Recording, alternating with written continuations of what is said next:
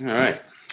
Since we have a quorum of us here, get this started. Pursuant to Governor Baker's March 12, 2020 order suspending certain provisions of the open meeting law, General Law, Chapter 30A, Section 18, and the Governor's March 15th order imposing strict limitation on the number of people that gather in one place. This meeting of the Economic Development Committee will be conducted by remote participation to the greatest extent possible. Specific information and the general guideline for remote participation by members of the public and or parties with a right and or requirement to attend this meeting can be found at the Town of Southborough's website at www.southboroughtown.com. For this meeting, members of the public who wish to watch or participate in the meeting may do so in the following manner by finding the meeting at www.southboroughtown.com/remote meetings. No in-person attendance of members of the public will be permitted, but every effort will be made to ensure that the public can adequately access the proceedings in real time by technological means. In the event that we are unable to do so, despite our best efforts, we will post on Southborough's website an audio or video recording, transcript, or other comprehensive record of the proceedings as soon as possible after the meeting. All right, so I'm going to call the Economic Development Committee meeting of Friday, December 4th, 2020 to order. First thing on the agenda is chair report. So busy week. I don't know if I spoke to everybody. I attended the Capital Committee meeting last week to discuss infrastructure things and maybe working forward. And the chair, Mr. Malinowski, had asked any members if they had the bandwidth or time to try to help out on moving forward on that. Nobody really had the bandwidth right now, understandably. And I told them that's probably, we'll have more information on that probably within the year, because it's going to take some time to figure out the water and wastewater and transportation problems and such. This week I met with advisory over our budget, and I don't think we should have any problem with that. We came in, the only increase we had was Marika's salary. There was no real questions on it. They haven't officially voted on it yet, but I foresee that being approved. Back at the Capitol, I was saying that to them that we were going to be talking about TIFs and stuff today, and Miss Cook has, it sounds like she's got a lot of knowledge in that area as well, because she has a lot of clients that handle TIFs. So I've reached out to her to try to get her opinion on it as well, if there's any negative side or anything like that. And other than that, I think that, and then packed up something, got that shipped off. And that's pretty much it, I think, for my report. Anybody else have anything they want to say went down as what they did? No? Okay, so that's it for me. So Marika, I want to go down to the coordinator. Do you want to give us an update? Sorry, yeah. Thank you, John. Not a lot. I think the two grants are kind of ongoing. The Shared Streets and Spaces grant. Thank you to DPW with help placing the planters in downtown. The Southborough gardeners filled the planters. They look really nice. I'll send everyone pictures. They really do. And for other equipment, everything has been ordered. I'm still waiting to receive the bike racks, the picnic table, and additional electric heaters. But otherwise, I've submitted the final, project report. So that's kind of the end of it.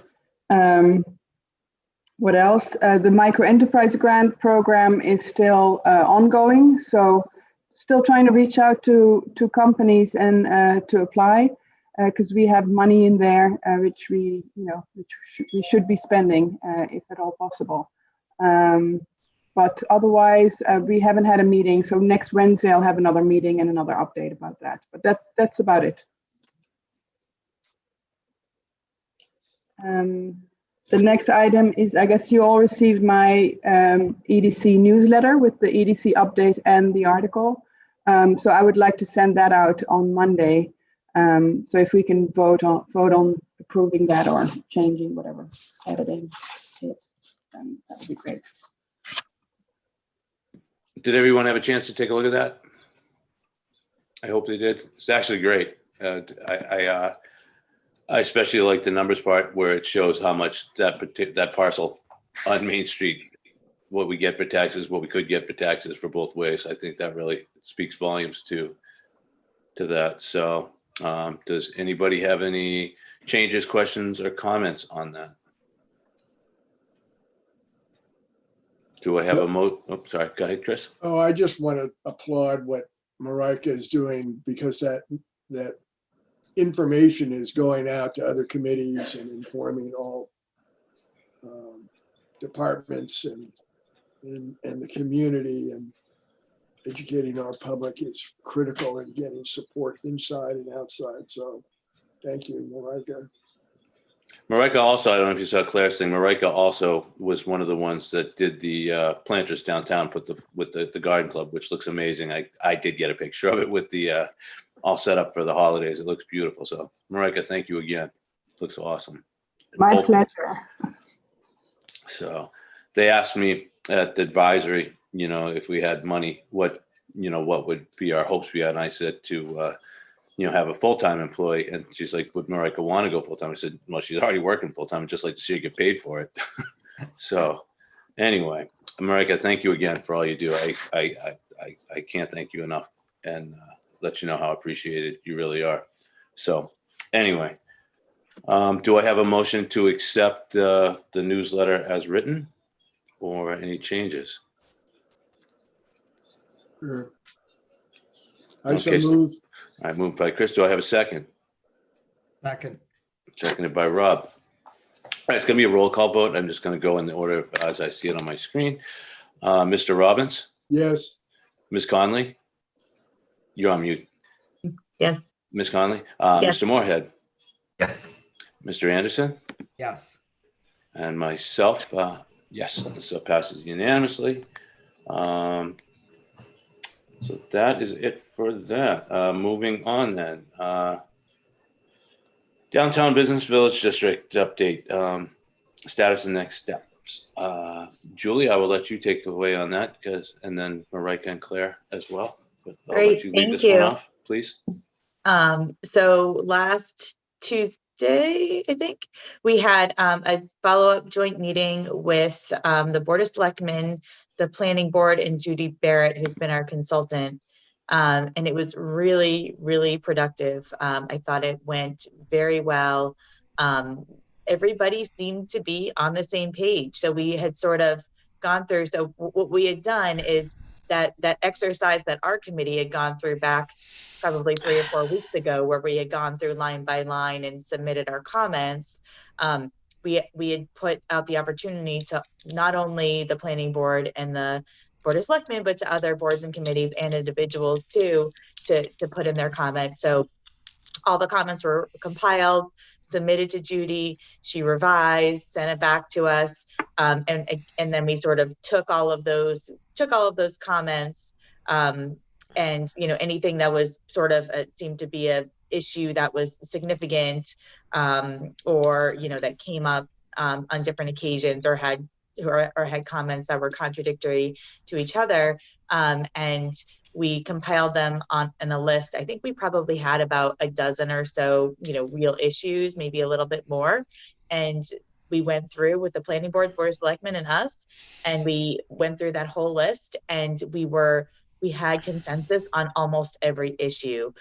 We had unanimous consensus on almost every issue. There were a couple of issues that were not unanimous consensus, but there was a majority of consensus. Now, again, that doesn't mean all that much, because I know Planning Board did not have a quorum there. Some of their members were not there. I believe we had a quorum, but still, obviously, each committee is still going to have another chance to review. So Judy was there too, which was wonderful, because I think she just adds such great depth and knowledge from an outside perspective. So she doesn't have, the same, she's not in it like we are. So, she can sort of more dispassionately say, this is why this is important. This is what works in other towns. This is why I chose this path instead of that path. So if I remember correctly, and I should have gone through my notes, but I think the only 2 issues that maybe were kind of still open was one, the height restriction, if I remember, and the FAR. Is that right? who else was there? And also there was still a little bit, and most of the planning board agreed that we needed a list of kind of by right uses. Donnie was not 100% with that. He wanted to think about it more. And again, there were a few members of the planning board who were not in attendance, but most people agreed that that was the way forward. And Judy laid out a great case as to why having a list of specific uses was the right path for preserving the town going into the future. So that was really helpful. So the next steps, Judy's revising it now. And she is supposed to have us a revision by the early part of next week. So, and then the planning board, I'm sorry, the Board of Selectmen is going to take it up the following week, so December 15th. So what they've asked us to do is, and I'm hoping we can do this, is to meet between when we get the comments back and the 15th to go through one more time and, you know, sort of vote on, you know, that we accept it or, you know, raise any comments. Of course, this is not the end of the line by any means, but this is an important next step. So what happens after that, assuming the Board of Selectmen vote to move forward on the 15th, is that we have to schedule, and I believe this is in the purview of the planning board, we have to schedule some open comment meetings. So we have to, some public hearings on this bylaw. So I think there needs to be 2 of them. So the planning board will go ahead and schedule those, and it gives the opportunity for members of the public to come and comment on it before it's solidified into a warrant article. I think in the meantime, we're going to submit as a placeholder a warrant article to be brought forward at Springtown meeting for zoning. So all really good stuff. I was really, really pleased with how the meeting went. It was very collegial. We had some great discussions. People were working together. I got off the phone and said, oh my God, I think government just worked. Like it was shocking. So, you know, it was really nice. People were thoughtful in their responses. But we came to broad consensus. So that was really positive. Anyone have questions on it, or anyone who was there that wants to add something that I missed? No, I just want to say congratulations to you, to John, to Marika, setting the tone and being thorough and thoughtful with these other committees. And the other thing that is great to see is how the Board of Selectmen has really taken a positive, constructive role. And the committee sitting in the same room that we thought could never happen, not only happened, but there was a sense of we've got to do this.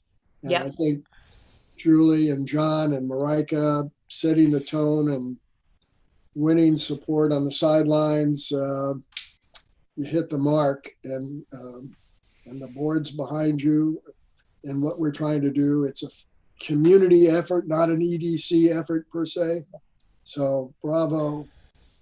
Thank you, Chris. Yeah, and I agree. The planning board has been just awesome in taking the reins on this and setting really the right tone for collaboration and I have to say, there's people want to get this done, and I think it helps. So, you know, I'm the EDC representative on the master plan committee as well. And when master plan put out their study, a big portion of it had to do with, you know, a lot of the stuff we've been, you know, trying to talk about for 3 years in regard to the downtown. And they, of course, unsurprisingly got similar responses to what we did when we put together our study, you know, back a few years ago. So they're realizing that this is something that's important to the town and that there's an opportunity to do something, and they're ready to act. I mean, you know, I was very, you know, very impressed with the enthusiasm for wanting to move forward in a productive way. So I'm grateful to the planning board and to Board of Selectmen. I mean, Board of Selectmen has really just done, we've, you know, they've really taken the reins and, you know, and they're driving the bus on this, which is great. Yeah, I'm sorry. Oh, and I just also want to thank Claire and Marika. They've just done so much work in the background. It's unbelievable. Like they're constantly like just feeding us information and coming up with ideas and like thinking one step ahead. And it's been really, really helpful. Like this could not have happened without them. So. Yeah, I concur. Thank you, Marika. Thank you, Claire. Thank you, Julie. Thank you, Selectmen and Planning Board and everybody else that's been involved. It's really has been a nice collaborative effort. And again, that's, I think, the only way anything will ever be accomplished on anything in this town. So Yeah, I think we have great cooperative boards now, and I think everybody pretty much knows what needs to be done and is trying for the same goal. So it's a nice time to be I on this just want committee. to, I want to second the comment about what Claire has done, outlining the details of all the work we've done and getting that out there. That's one of the hardest parts of getting the message out, that creates more credibility when people see the text, not just a verbal summary. So Claire, bravo. Thank you. yeah. Thank you, And I Chris. Well, And I also want to throw Shopsy in there too, to thank, because, they've been our partners on this. And unfortunately, the way it seems to be working out is that, we all went into this with the same goal of helping to, use the downtown initiative to help foster more affordable housing.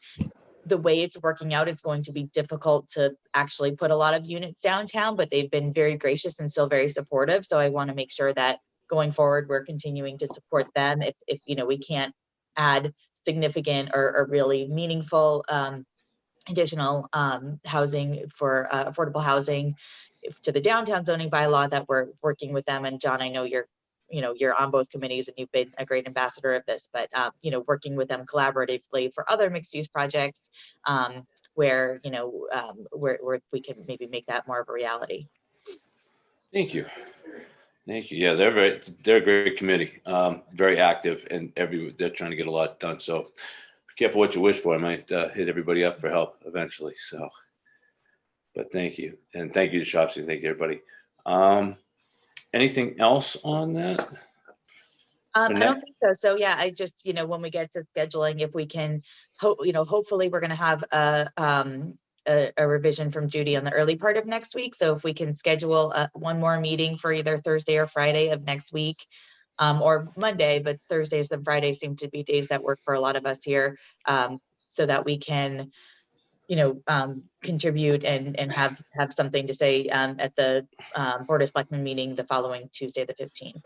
And then we can, have made hopefully significant progress before the holidays. So, which is would be amazing. And even on Claire's timetable, which nobody thought we would be able to do. And Claire kept pushing the timeline line, and we're getting there. Sorry, Claire, I see you just asked a question. I didn't have time to read it before it went away. I can't. Oh, okay. So I have a question. The selectmen asked the EDC to hold a meeting after they get what I'm assuming is going to be version 4 from Judy. Is that correct? Yeah. Okay. So what other committees have been asked to hold a meeting to? Well, I don't think, I don't know that they're not requiring we hold a meeting, but they're going to have their meeting on the 15th, and they're going to be looking for their input, for our input. So Okay. I'd like to have a meeting so that we can contribute. Right. Okay. All right. And I'm sure the plan, I don't know, I assume it'll be the same people in the same committees. Once we get the revision back, it'll be the same group that, got it last time, that'll have the opportunity again to review it before the 15th. So one of the things when the timeline was put together was that if the date of the middle of December was met, which I don't know if you got a chance to read Lisa's response this morning. It looks like they are actually the plan is for the selectmen to vote on it at the 15th.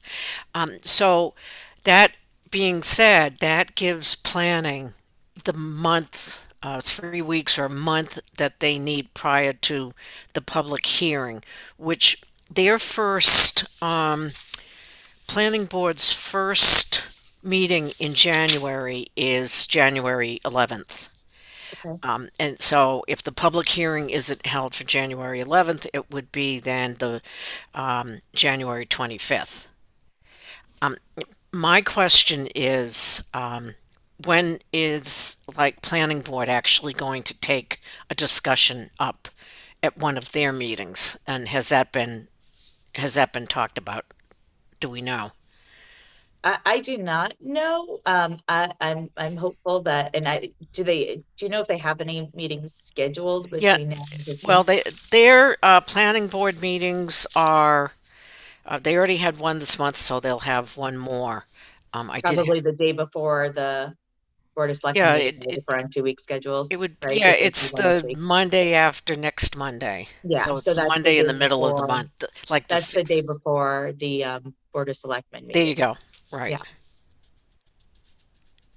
Okay. I mean, hopefully they'll address it and weigh in, and and hopefully, and we can certainly, have somebody from our committee attend that meeting. I think somebody should, and yeah, we can certainly ask what their timetable is so we know. But I agree, if we could get. So I have a question. So the public, just because I've never been through this, so maybe some of you Claire and others who've had more experience with this might know. Um, so the public comments on a bylaw, that's not something different than their regular scheduled meeting. That's just an agenda item, right? Exactly. They do it as a public hearing as part of a planning board meeting. So you're saying it'd be either the 11th or the 20, whatever, The 20, 20, yeah, the yeah, 25th, whatever. I think Okay. was Yeah. was the date. And we So they have two I of have a those, quick right? question. Sorry. Sorry, go ahead. I was just wondering if they have to have two of those. I was confirming, right?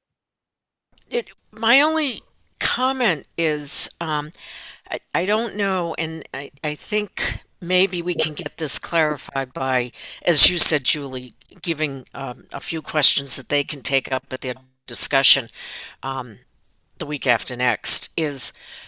Are they planning to wait to make all of their comments at the public hearing, or are they going to do it at their next meeting? Because I think that, yeah, after that, I don't think they'll have any more meetings until, Mhm. yeah, until the 11th of Yeah. January. Yeah. Thank you. So, That's it. so Claire, in your original timeline, you had final draft goes to the planning board on January 14th, because I guess that's the Monday when they have the meeting. So is it possible that they are waiting for a approved draft from the Board of Selectmen, and then they would organize their public meeting? So I'm No, thinking, if the Board they, of Selectmen have a meeting on the 15th, then we would miss that time frame. So they would probably wait till January 11th, or when is it, 2 weeks later, to discuss it and set up the public hearing. yeah, that's a really good point. Actually, on the revised date, it was going to the planning board on December 14th, which, yes, is the day before. I think probably they would be, that's another question to ask them. Is a day or two going to really make a difference? And also considering the holidays Yeah, is, I'm afraid this whole process is gonna, because you have the holidays when they don't have a meeting. So this whole process might actually, because of that one day, be postponed, because they will receive it only after their meeting, so they won't discuss it. So the first planning board meeting after the 15th of December, they probably discuss it and vote on it, and then set up the public hearings, which would set us back, at least 2 weeks. yeah, that really all has to get ironed out. And the reason that I mention that is this particular date I had gotten from Sarah, and the reason that she did the dates this way was because, remember when we went through before the 3 week 4 week process, that there are different steps that have to get done before it goes to public hearing. For example, like getting a quick review from Aldo and those type of things. So I'll deal with that today. Okay. But the question still has to be asked. Are they going to take a vote on it before, and their vote can be um, what they agree with as the planning board, because the individual comments that were received at the the last Board of Selectmen meeting was from individual members. But if I understand this right, it's the planning board itself that has to come up with a recommendation, a vote. Yeah, Claire, if I might step in, I don't believe that the planning board can or will take a vote on the zoning change until after the public hearing. However, given the fact that it's a warrant article sponsored by the Board of Selectmen, it should not slow us down as long as the Board of Selectmen vote to bring it forward to town meeting. What the planning board votes on is either a thumbs up recommendation or a thumbs down non-recommendation. So Perfect. basically, what we need to do is just make sure that the planning board takes a vote before town meeting sooner rather than later, and that they have the public hearing sooner rather than later before they take that vote. So I think from a timing standpoint, if the Board of Selectmen votes in December to bring forward the warrant article, we have the public hearing in January, at least one, and then at that second meeting at the end of January, the planning board takes a thumbs up or thumbs down. We're well on our way to hitting our timeline for Springtown meeting. Perfect. Thanks very much. Good clarification.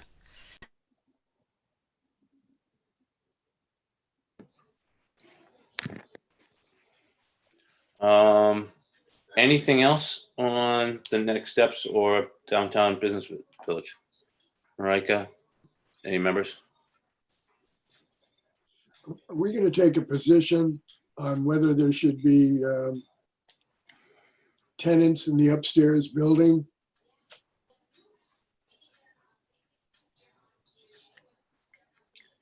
Why don't we wait till the final draft and then take all positions on that? And once we see everything, make any changes. Does that make sense to everybody? Or do you want to do that now? I'm easy either way, but my personal thing is I'd rather wait to see the next draft, see if there's anything else we want to take a position on, a change on. Sounds good. Anybody else have anything to add to that? Questions, comments? I'm good as long as we can try to put together a meeting for next week. Oh, absolutely. Do you want to take a position on the upstairs tenants now instead? I mean, No, let's see. it's the only thing. I think I have a Shopsy meeting on next Friday. So that's Friday morning. So it'd either have to be before or after that. I'll have to check my schedule, but I'm available for another meeting once we see the draft and go through it. Absolutely. Awesome. Now, I just want to, I saw Suzanne is here and she got here a little after. I just want to add that to the record because I don't know if that shows up on the meeting just for the roll call. So we have Sorry, I had to drop my kids off. That's totally understandable. No worries. I just wanted to acknowledge that you were here. So in case anybody didn't see it, and for the public to know that you were there as well. So, all right. Anything else on downtown village district? Okay. Sam, do you have anything you want to say to that? If I see you're in the audience, if you do, raise your hand and I'll allow you in. I see nothing. Thanks, Sam. Moving on, tax increment financing discussion. You know, I got a great article sent to me by Suzanne on this, and that's what started this ball rolling. I'll send that off to everybody, but it was saying how Marlboro has 9 different TIFs running. Westboro has a bunch running. All the towns around us offer TIFs, and we had been talking to the different buildings on Route 9 and businesses and building owners in the past to see what we can do to be more competitive, because our vacancy rate's a little higher than everybody around us, and as we know, it's going to forecast looks substantially worse coming up. So we need to think outside of the box, and anything we can do to try to keep people, get people, and such with infrastructure and last mile, as well as, if a TIF's a good thing. I did ask Chris if he could reach out to some of the local businesses and building owners, Caruth, Capital, Ferris, to see, what they think some of the hindrances are trying to get tenants in. So he's going to take care of that for us and get back to us. But I just want to get into a more substantial discussion on the TIFs and how they work. And Rob, thank you very much for sending that chart out. That made my life a lot easier, because you got to talk to me like I'm a kindergartner, because I don't grasp things very well sometimes, but this really made it simple. So if you don't mind, Rob, since you seem to know the most about of anybody, I'd love to hear your thoughts on it. Yeah, I will say, a previous job, I worked for the state's Office of Business Development, where we administered the program. I will also say that back during that time, I did have a meeting with CAS and the city of Marlborough, where Marlborough was talking to them about moving to Marlborough and offering a TIF. So I can see the best benefit to kind of business recruitment. But at its most basic, when people think about tax incentives for businesses, they think about a municipality giving up tax revenue. And that is not the truth. It's actually a little bit more complex. So every property has an assessed value. It starts at the baseline. And when a company is thinking about expanding, they think about putting a bigger footprint, taking the internal space and moving it from office to lab. And as a result of that investment, they increase the assessed value. The TIF is on that incremental increase on that property. So at no point in time will a community lose tax revenue. What it will do is take an abatement on that incremental increase. And that can be anywhere from between 5 to 100% for length of time between 5 and 20 years. So usually what communities do is they structure it in an escalation downward. So there is more money up front, and then the community begins collecting more tax revenue over time. The benefit to that is at some point in time when that TIF ends, you have a building that is assessed for more than what it began with. So it's an active encouragement for that investment in the property. The one issue that does come up is that incremental increase. As an example, if you're taking a look at office space in those office buildings right on the reservoir, right on Route 9, and it goes from office space to office space, that is not going to trigger that incremental increase. So it's not one of those things that people can throw it around willy-nilly. And what you also need to do is make sure that a result of that investment, there is a job creation component as well. So stepping forward with a TIF also requires the legislative body for every community to say thumbs up or thumbs down. Given the fact that Southborough is a town, that requires a vote at town meeting. So it's not anything like we can all of a sudden say, yep, we're going to do it, and it happens. It's a little bit of a process. But Marlborough, Framingham, or Westboro, Acton, lots of communities in the area have done them in the past and helped attract businesses. So from an economic development standpoint, if we say we are open and willing, we can actually do a very good job attracting those types of businesses to Southborough.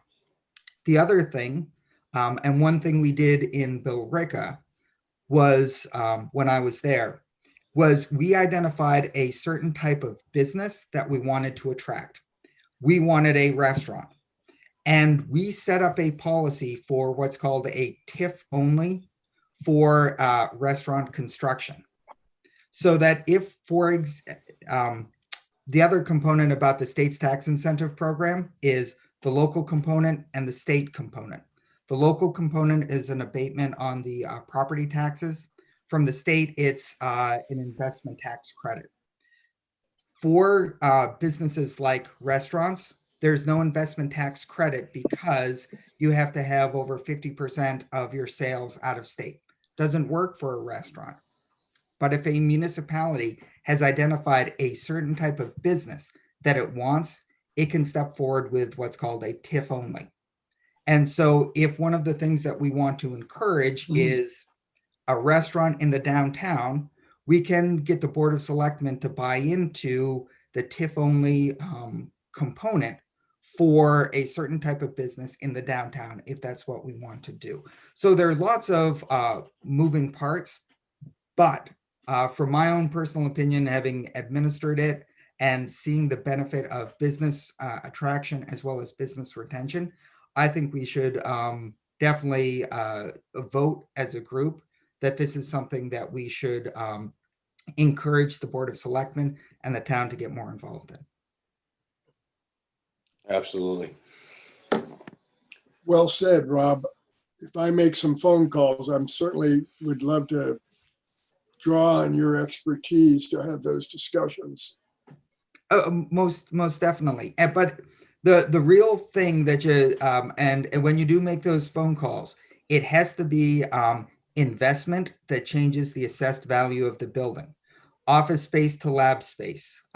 If, for example, they're investing in their property and changing office space to warehouse space, the assessor would say it's actually going to lower the assessed value of the property, even though they're making the investment. So it's one of those things where it has to be firm and known that that investment changes the value of the property. Expanding the footprint, changing the use are those key triggers.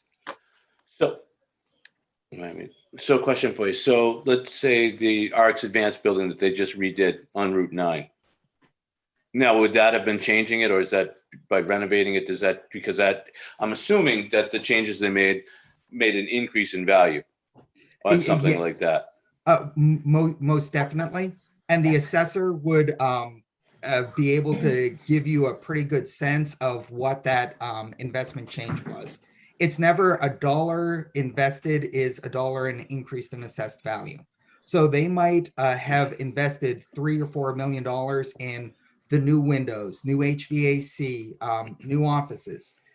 That $4 million of investment may have only changed the assessed value of the property for, let's say, $1 million.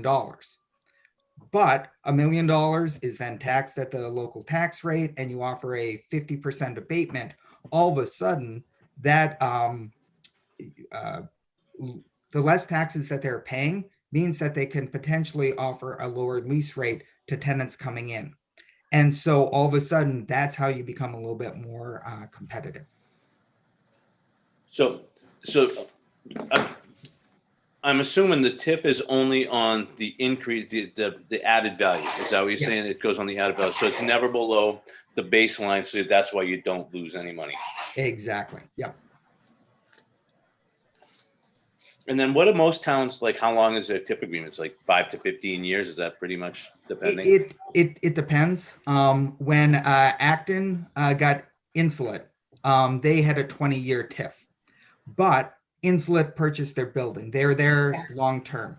I would say that a good rule of thumb is that if someone signs a 8-year TIF, a 8-year lease, you don't have an 8-year TIF, because you don't want them to sign their tax incentive and once it up for them to leave. You actually want to have at least a couple of years of revenue at the full new assessed value. So it's usually you take a look at the lease term and you make sure you go less than that. So looking at Marlboro, with the size of Marlboro, they only have 9 active TIFs right now. So a lot of them don't meet the criteria, and they say, no, we can't offer that to you. Is that how that works? Well, it really comes down to whether or not the community wants to do it, and if it's a business that they want. I would say every business should be asking with the expectation that they're going to hear no, because it's not going to have enough job creation, and it's not going to necessarily raise to the level of, hey, let's put some political capital on the line. However, if you have an empty building and you wanted to have a company come in with 50 new jobs plus adding 25 over the next 3, that might be a good trigger. Whereas someone who has 10 employees and adding 2 might not be as attractive. Gotcha. Sam sent us a note and it couldn't read it fast enough before it disappeared. Sam, do you want to restate? Click on it, it'll pop up on your screen. Yeah, it says It for did, Rob's but- example, right, what it says is for Rob's example, a $1 million assessment increase produces about 16,000 in additional tax and a 50% abatement means about 8,000 savings for the owner. Not a huge number, but certainly worth something. I agree. So, Sam, if you want to come live on this, I'd love to hear your opinion after we go through the rest of the committee. Absolutely, because hey, John, I'm here. I actually have to unplug shortly here for another meeting, but I think it's worth considering. It's another tool in the toolkit. And again, depending on the numbers, it could be worth something substantial for an investor, for a property owner, or maybe not a huge amount, but in this world, every nickel counts. So I'm not saying $8,000, is insignificant, because that could make a difference from somebody making a decision to stay or go. So I think it's, again, very worthwhile considering, and I would certainly be supportive of investigating it seriously. do you, before you have to leave, do you know of any negatives? Have you heard of any negatives towards just the loss of revenue potential? I think Rob's point was good. There's a lot of misinformation about this. People are thinking typically that, oh my God, we're going to give away, taxes on a $20 million building or something. And so, again, though, I think this is often a game of incrementalism, and that it's the small details sometimes that tip a balance for somebody, in my limited experience. And Rob and Suzanne have a lot more experience in this than I do. But again, that's another way that the town can show that they're serious about attracting business or retaining business. So I think it's worth having it in the toolkit. Personal opinion. I speak for very few people, as everyone knows. Well, thank you. I appreciate the information, though. Yeah, and Rob circulated a little chart earlier this week that I found really helpful in just sort of understanding how tips work. So I'd be interested in seeing that. If somebody would send me a copy, I'd appreciate that. I'll send it. Thanks. Yeah, the state's office of that. I used that when I was at the state. They still use that one. It's still the cleanest, simplest way of describing how the program works and what the benefit is, because it shows that increment, and it shows that at no point in time would a municipality lose tax revenue.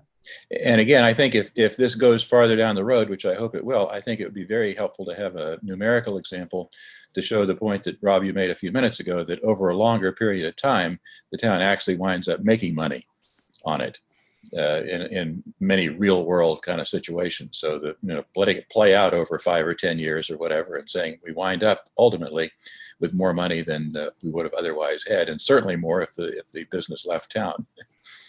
Yeah, which Also, has happened. And it's also about filling those buildings so that it's generating other business in other, right? So they're frequenting the restaurants, they're going to the dry cleaners, they're going to the local, whatever, little markets and stuff like that, right? Yeah. All that trickle down. I mean, we're sitting at what? Somewhere between 30 Caroline. and 40% availability right now in town. So that's a pretty high number, right? And Okay. you want to keep businesses wanting to be here. Exactly. Okay. Thanks, guys. I got to depart. Thank you, Sam. Good night. Have a great day. Thank you. I have a quick question. Can a building owner use a tip more than once on the property at the same time? Say they've got two tenants, two tenant spaces. They're both empty. They decide to fit it out for a tenant. They take a tip on that, and then do the same thing on the second one. It's a very interesting question. And they can, except it's a little bit more complex.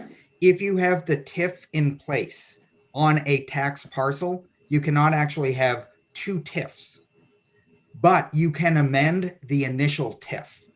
Okay. So if you have the building and you fit out the office space on the 3rd floor as lab. And the community grants a TIF to the company. And even for a lease, it's a pass through from the owner to the tenant. If you have that TIF in place, you can't vote on another TIF. But if he chooses to redo the 1st floor, you can then amend that initial TIF for the further investment. So it can be developer friendly. I mean, it is developer friendly. It can be, yes. Okay. Cool. Thanks.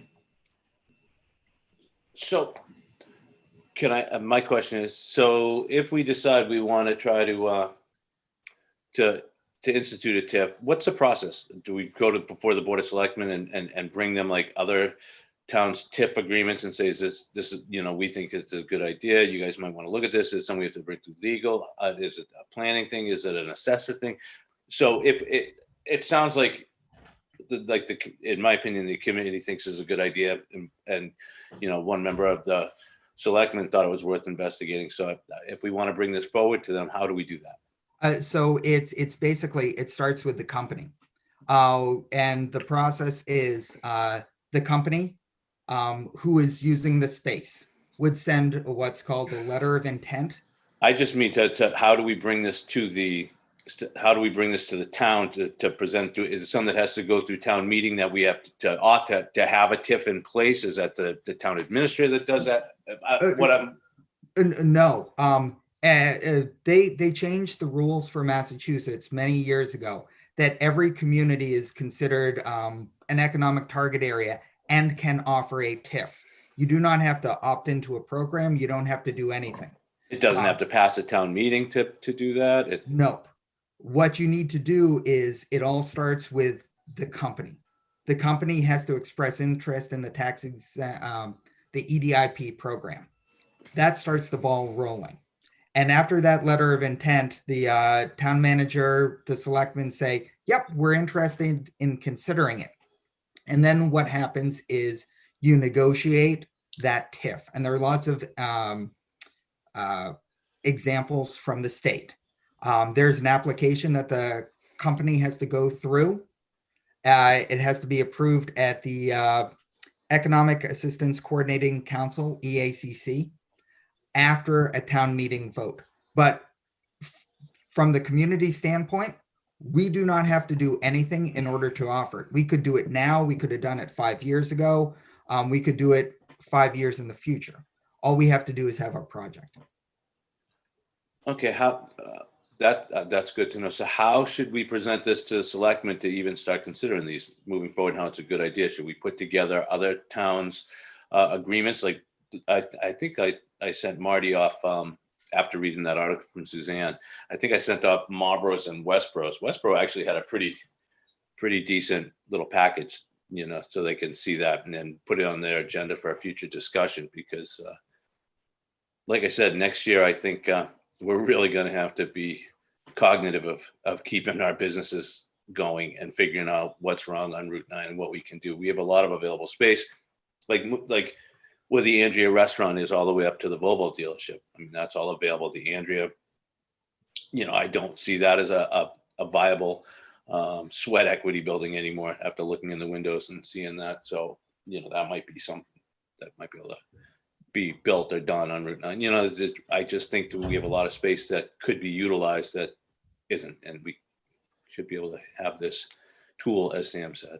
If the Board of Selectmen said, yes, this is a tool that we would feel comfortable using in the right situation that meets the right criteria, having their support would be great, because don't forget, we still have to take it to town meeting to get them to approve it.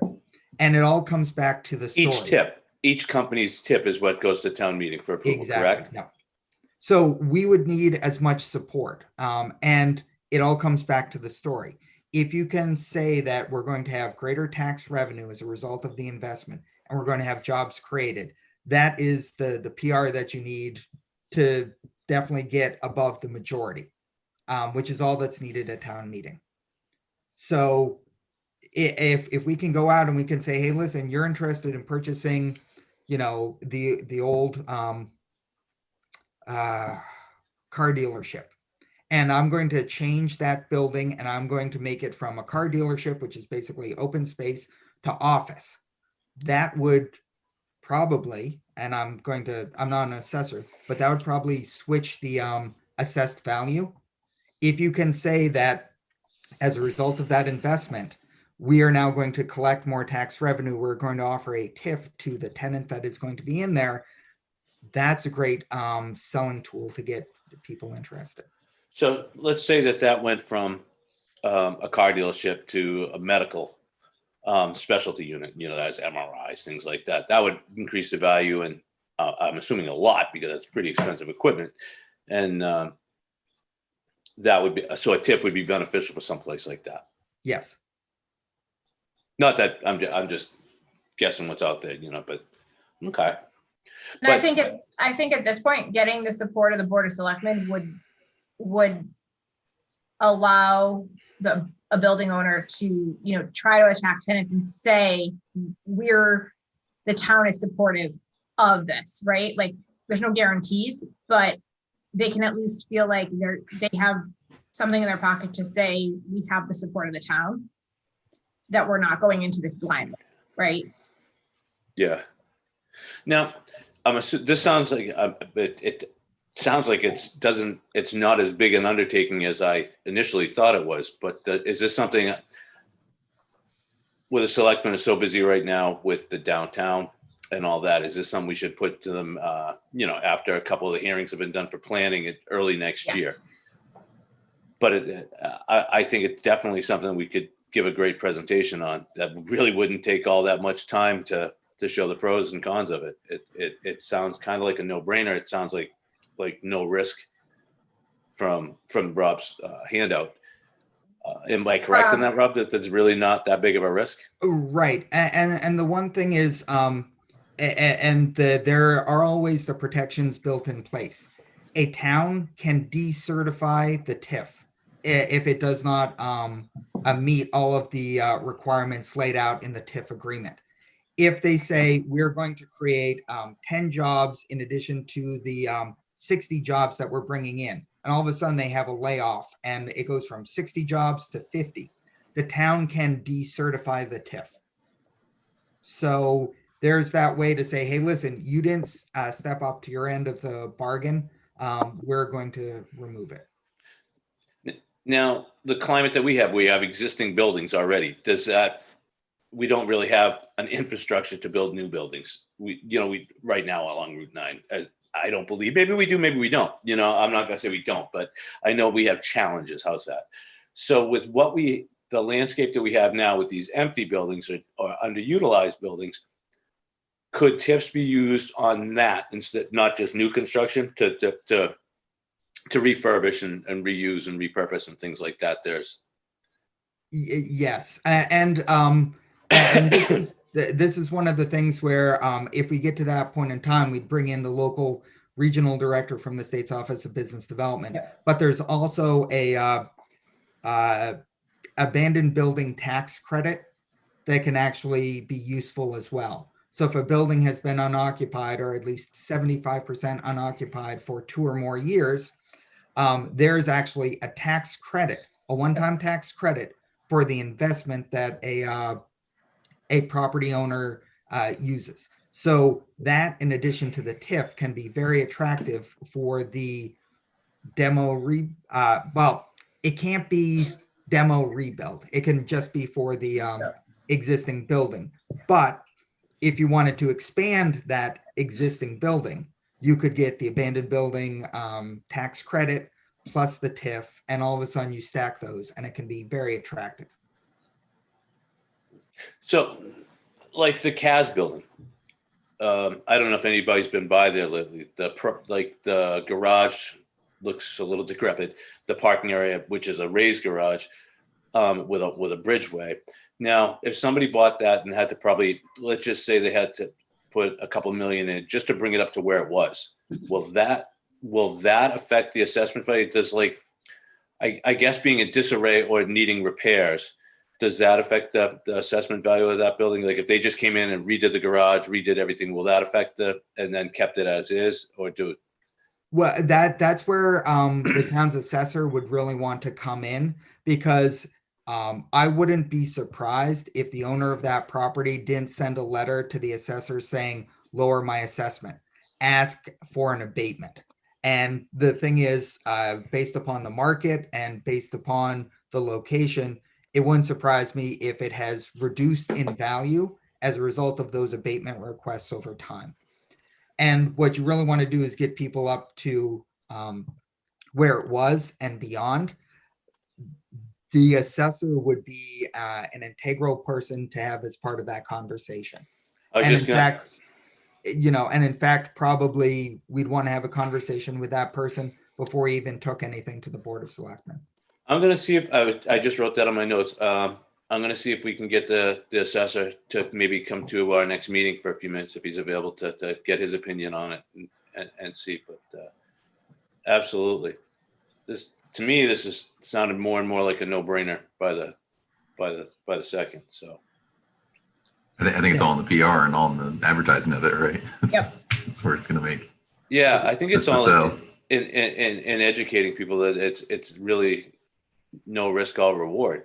By the sounds of it, you can, I didn't really know that much about it. I was kind of skeptical because what I had heard before is that this is just things that I've heard. I don't know any if this is truth or not truth. So what I heard is a lot of towns that offered the TIFs were usually like a split tax rate town or city. And then by the time the TIFs came in, the businesses wound up being under the residential tax rate. And well, that's one of the misconceptions I had heard before. So these are the kind of questions that I'm sure people are going to pose to us. And that now that I've been reading this and looking into this a little more, they're untruths. Listen, I worked with a lot of communities, and I said they escalate downwards. If you have a building that's assessed at $1 million, they increase the assessment to 1.5 million. You could offer a 100% abatement on that $500,000 increase and keep them at the exact same tax rate. The town wouldn't lose anything. But when you escalate downwards, 4 or 5 years in, if you're at 20% of that $1.5 million increase, all of a sudden you're collecting more. You never lose any tax revenue. You always collect what you started with. And once you get that concept, when people do that, they say, why wouldn't we? It's to encourage the investment. And the tax increment financing program is on that incremental increase. It never goes and touches anything that you were collecting before. Wow. Okay. Suzanne, do you have anything you want to add to any of this? No, the only other thing I was gonna say is I think it is a total PR sort of campaign on this, and assuming we have a town meeting in person this year, would this be something to tee up as a conversation, right? Like to start doing some sort of PR around the fact that, the benefits of this and more of like answering some of these questions in a public forum, quick, easy, but, I think thinking about it, Rob could probably do a Q&A really, like sum it up really fast, but take away a lot of the misconceptions right off the bat. I think that would be perfect, because what you want to be able to say is, in the future, we're going to be bringing you something back. Yes. This is how the program works. Here's give them an example, the CAS building. If we talk with the assessor, we say, hey, listen, if they make these types of investments, you bring in a new tenant, is this something that you could see kind of getting behind and showing that incremental increase? Telling people we could do something with the CAS would be huge. Yep.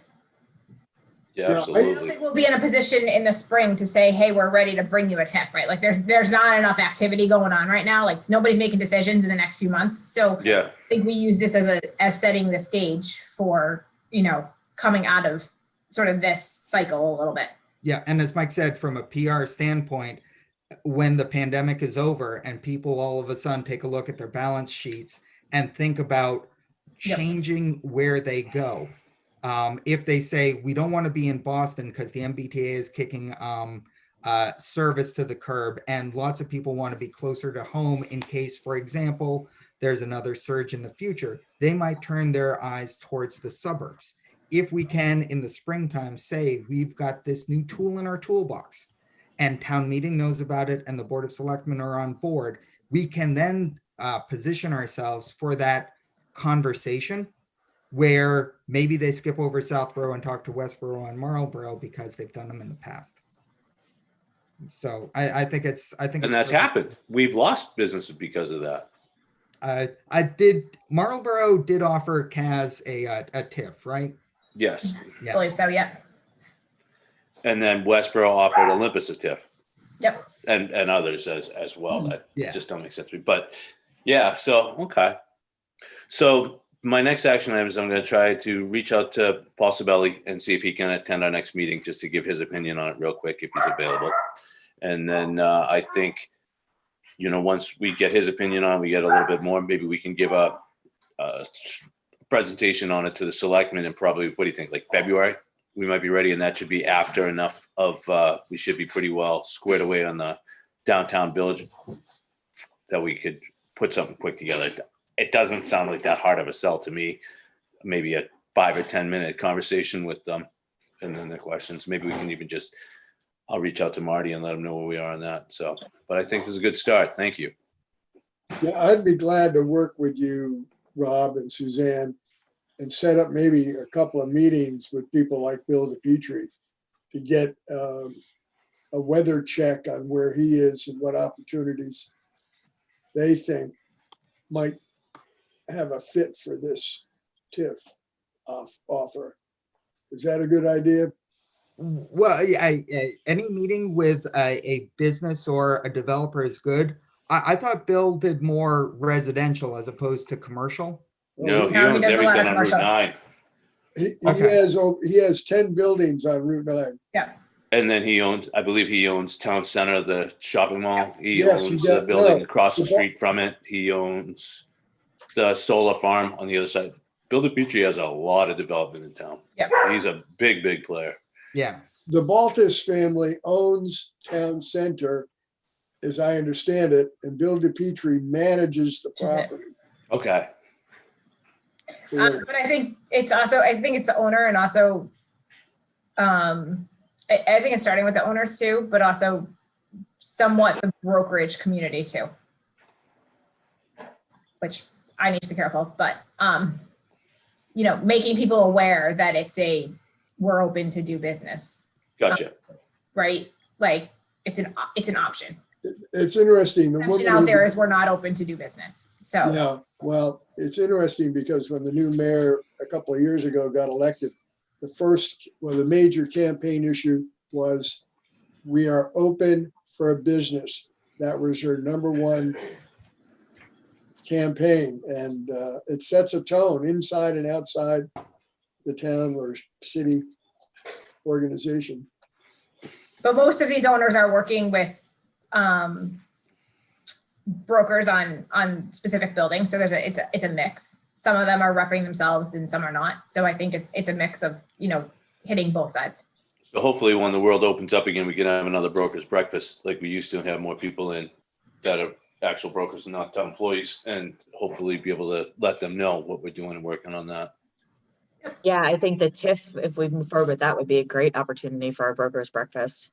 And, and just because they were really successful for a while, and to do it in a, sort of the new world of what, we're looking at for the future post-pandemic. Yeah. Okay. Anybody else have anything to add or questions on the TIF? I think it was a good start, real good startup conversation. So thank you, everybody. Had some good comments and good ideas. Since nothing else on that, administrative business. Approval of the minutes from October, was it the 14th and 29th is what we got, correct? No, just the minutes of, sorry, Oh, I think I'm looking at the wrong minutes. yeah, Oh, no. it's October 23. And we will table the approval of minutes of November 19th because I haven't received those yet.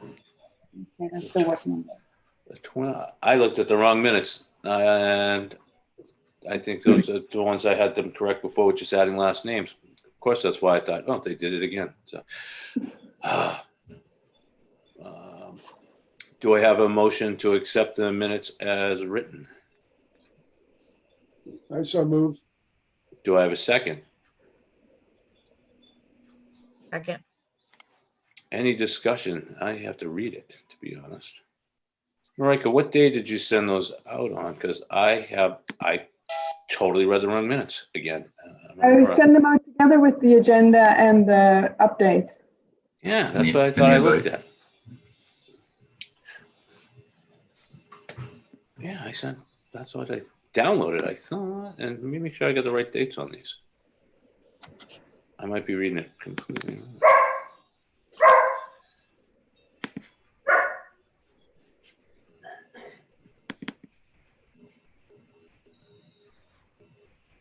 No, of course I downloaded the wrong ones. Any discussion on them? Have everybody read them? I just want to make sure, I can't pull up. Can we just check to make sure that we have any non-members' names correctly on the top of it for me? Yeah, I wrote these. So I have. Oh, you wrote them? Oh, okay. Oh, looks right. This was the quick meeting.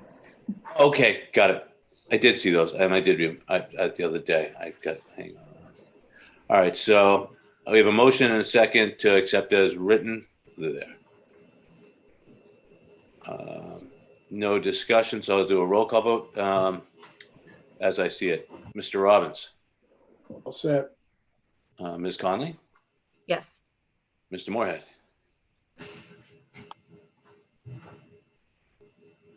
Mike, you in favor? Yes, can you hear me? I can now, yes. Ms. Duca. Yes. Mr. Anderson. Yes. And I just actually read them while I was sitting here. And myself, aye, so it passes unanimously.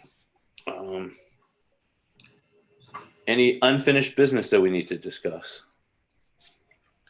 Actually, John, so I just remembered the information packet for the downtown business village district. Oh, yes. The Board of Selectmen decided to postpone, discussing it. So they will be discussing that at the next meeting on the 15th, whether to approve it and then send it out, print it and send it out and distribute to residents and businesses.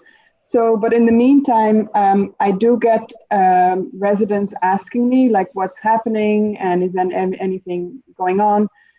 So would it be possible for me to maybe send them a card or something and then direct them to the website, because all the information is already on there. So at least they can, Yeah, if they're asking for it, it's public information. I don't see why we couldn't do that. Correct? Yeah, I would certainly follow up. Yeah, if anybody asks, we can just, point them to where the documents are. And then I think we're going to have a meeting next week once we get the thing from the newest document from Judy. So maybe we can, if there's any updates that we think that need to be made to it, to the main document, we can get that squared away and tell the selectmen about it before their meeting on the 15th, send them a revised draft too, if you have time for that. Does that make sense? Yeah. But I like that, letting them know where the information is. Again, Okay. it's public information. We've already talked about it. It's already been talked about and posted, I believe, as both on the selectmen's packets as well as ours. Mostly, yeah, selectmen's packets and our website, basically. I don't. Okay, so yeah, I mean, if it's already on both those places, I mean, you can't say no, don't look there. Okay, good. I believe that makes sense to me. Anybody else have a procedural thing on that for me? But that, I think if it's there, it's there.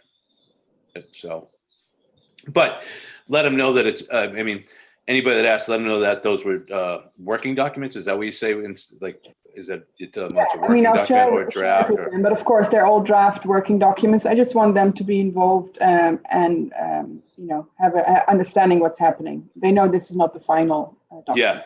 Yeah, that makes sense. And maybe just instead of having to reinvent the wheel each time, maybe have just a little email response that you can send to people who ask that just, briefly explains where we are in the process and what the next steps are. Yeah. And Okay, just thanks. kind of copy it to, and just say, the next public meeting on the, we'll be discussing this at our meeting next Thursday or whatever. And the next public meeting on this is, with Board of Selectmen is on the 15th or something like that. Yeah, Yep. good, So thanks. all right, so that was a good call on that one, by the way, Monica. Any more unfinished business? I So- guess, sorry, just to set up a meeting. I don't know where, or do we do that? I'd like to set up Yeah, a meeting for next week if we can, because I'd like to discuss whatever we get from Judy. I'm assuming that she's gonna have it to us before the 15th. So I'd like to have it next Friday would be the 11th. So Maybe Wow. Thursday evening we usually have. I don't know. yeah, if we could, Julie, do you know when she's supposed to have a document to us? She said early next week. So I'm hoping that means it's before Thursday and hopefully before Wednesday. So we all have a day or two to. Yeah, I think it needs to, can we stress that to her, that we really need these before, like a day or two before the selectmen's meeting, because we'd like to review this as well. And I don't think if she gets, I don't think it's fair to the selectmen either, that if they get it on Thursday, Friday, that they really don't have a whole lot of time to review it either. I mean, it's a bylaw. Yeah, I know Lisa was communicating with her and that she said, she said that it was going to be early next week. So I'm hoping that's the case. I'm Okay. happy to reach out to her again and see if we have a better estimate, but she's been pretty diligent about meeting her timelines. Recently. Great. And it doesn't sound like there was all that much of a rewrite after the meeting. Yeah, there's still some work, I think. Just incorporating it all from the notes that she was taking, but yeah, and I'm hopeful we can have it early next week. Okay. I think I'm hoping that us as an EDC won't have to have a very long discussion about it after that. If we all kind of take a peek at it before, because I think, there aren't that many issues that are still going to be at all really open. So maybe if we get it early enough, like Monday or Tuesday, and it's sent out to the committee, anybody has comments or changes that they didn't like on it, they could send it to Marika or Claire or Julie, whoever wants to handle it, and to take a look at, maybe put it in a thing. That way it'd be a real quick discussion. If everybody has the same consensus, maybe we won't even need it,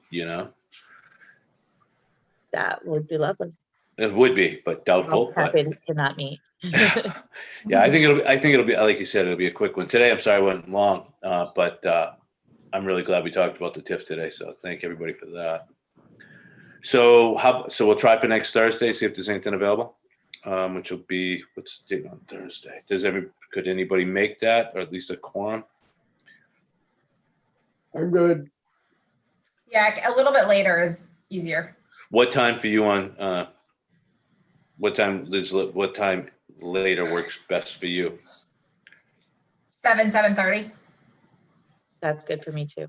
The I can make 6:30 to 7 o'clock is just bedtime around here, so it's. Yeah, no, as well as for me, not bedtime for me, but I usually don't get home until about 6:30 anyway.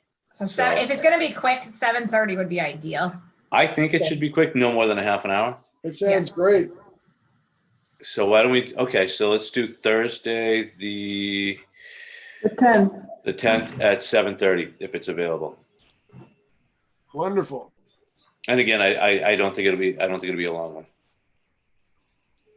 And I'll see if Mr. Sabelli has any comments that he wants to give before then, and or if he can come and give his opinion. All right. Any public comment? I don't think there's anybody left out there except for us. So if there is anybody out there, raise your hand that has a public comment. Nope. Do I have a motion to adjourn? So moved. Second. Second. All right. I have a motion and a second to adjourn. A roll call as I see it again. Changed up on me. Mr. Robbins, Yes, Ms. Conley, Yep. Mr. Anderson, Yes. Ms. Duca, Yes. Mr. Moorhead, Yes, yes. and myself. Aye.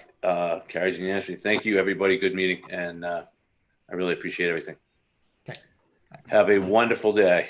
thank you. You too. Thank you all. Bye, guys. Bye-bye. Bye.